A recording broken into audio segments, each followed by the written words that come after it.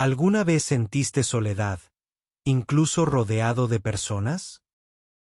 Aun cuando todo parece completo, algo parece faltar. Las miradas se cruzan, las voces van y vienen, pero nada te toca. Es como estar en medio de una multitud, y aún así, solo. No es algo nuevo.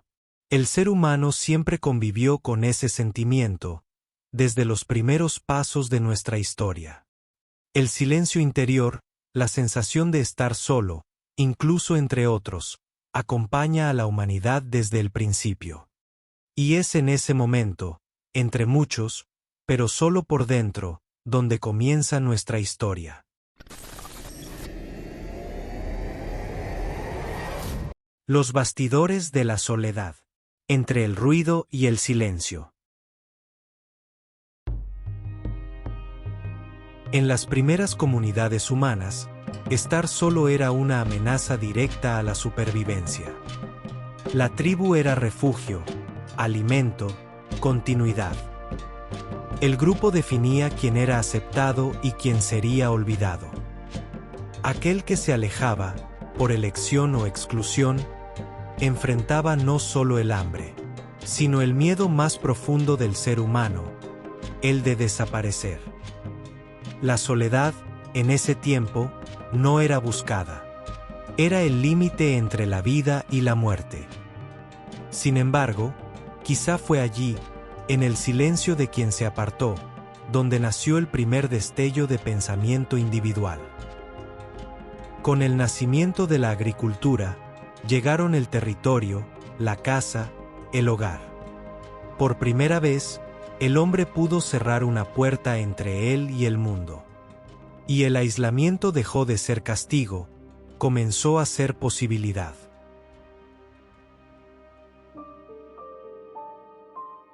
Con el crecimiento de las ciudades y las civilizaciones, el ser humano empezó a reconocerse como individuo. La colectividad seguía siendo el centro de la vida, pero dentro de ella surgió algo nuevo, el yo. Los filósofos antiguos reflexionaron sobre la interioridad. Los artistas comenzaron a retratar no solo a dioses y reyes, sino también al rostro humano en duda, en deseo, en silencio. La conciencia de sí trajo también la conciencia del propio límite. Y con ella, la soledad adquirió dos rostros: el aislamiento impuesto por la sociedad y la introspección que conduce al autoconocimiento. El silencio, antes peligroso, empezó a ser un espacio de descubrimiento. Entre los mercados y los templos, el hombre comenzó a escuchar no solo el sonido del mundo, sino el eco de su propio pensamiento. En ese eco surgían dudas, arrepentimientos y pequeñas tensiones internas. El deseo de ser visto y el miedo a ser juzgado coexistían en silencio. En la Edad Media, muchos buscaron la soledad por fe. Monjes, ermitaños y sabios se apartaron del mundo, en busca de algo que la convivencia humana no podía ofrecer: el encuentro con lo divino. El silencio se volvió lenguaje, el aislamiento, camino espiritual. En los claustros y desiertos, cada respiración parecía una oración, cada ausencia, una presencia. Pero no todos elegían estar solos. Miles vivían aislados por destino, en aldeas lejanas, campos olvidados, feudos sin voz. La soledad era parte de la vida, pero rara vez una elección. Mientras unos se retiraban por devoción, otros eran empujados al silencio por la desigualdad o la distancia. El cuerpo estaba entre otros, pero la mente, cada vez más sola. Allí nacía la tensión humana: desear el mundo, pero tener solo la compañía del propio pensamiento. Con las grandes ciudades, la soledad tomó una nueva forma. Las calles se llenaron de voces, pero pocas eran escuchadas. La multitud trajo cercanía física, pero distancia emocional. Entre el ruido y la prisa, el individuo sentía el peso de ser solo uno más. La vida corría entre compromisos, ruido y luces artificiales. Las miradas se cruzaban sin detenerse jamás. La soledad urbana no es la ausencia de personas, es la ausencia de vínculos. Aún rodeado, el ser humano comenzó a sentirse invisible. La convivencia se volvió apariencia. El contacto, superficie. La soledad se infiltró en los hogares, las rutinas, los horarios. El ruido de las ciudades se convirtió en una nueva forma de silencio. Un silencio que confunde, que encubre, que distrae. En medio de la multitud, surgen al mismo tiempo el deseo y la frustración. Queremos conexión, pero tememos ser vistos tal como somos. Séculos más tarde, tras la Segunda Guerra Mundial, el mundo cambió profundamente. Ciudades destruidas, familias dispersas, sociedades enteras intentando recomponerse. La soledad adoptó formas colectivas e individuales. Millones reconstruían sus vidas entre pérdidas irreparables, mientras buscaban sentido en un mundo que parecía irreconocible.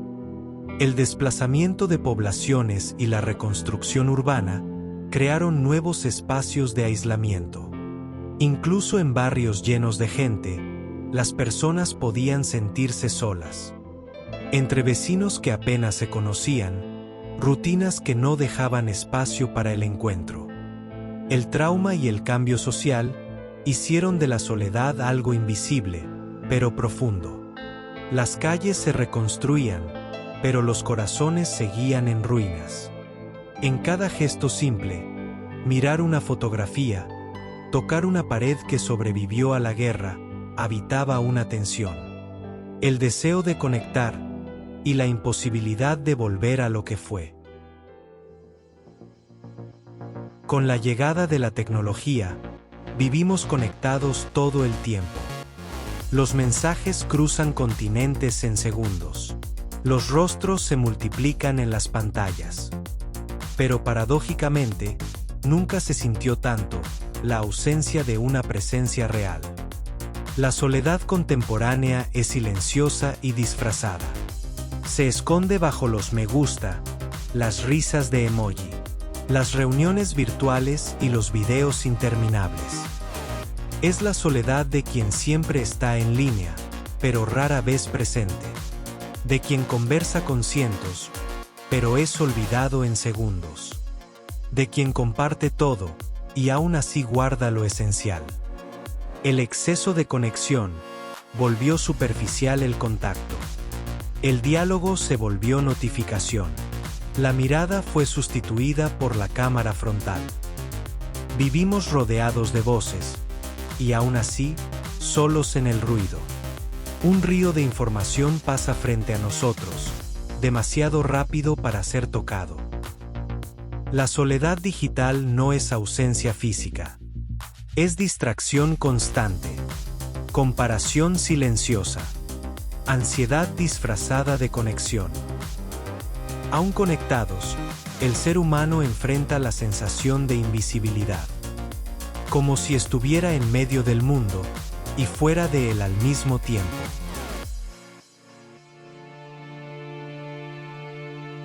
Después de tanto ruido, llegó el silencio.